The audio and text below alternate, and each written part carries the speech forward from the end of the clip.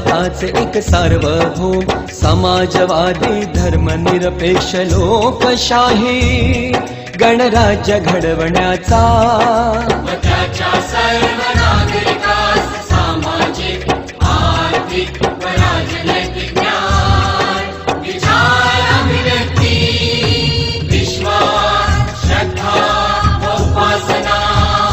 यांचे स्वातंत्र्य दर्जाची व संधीची समानता निश्चितपणे प्राप्त करून देण्याचा आणि त्या सर्व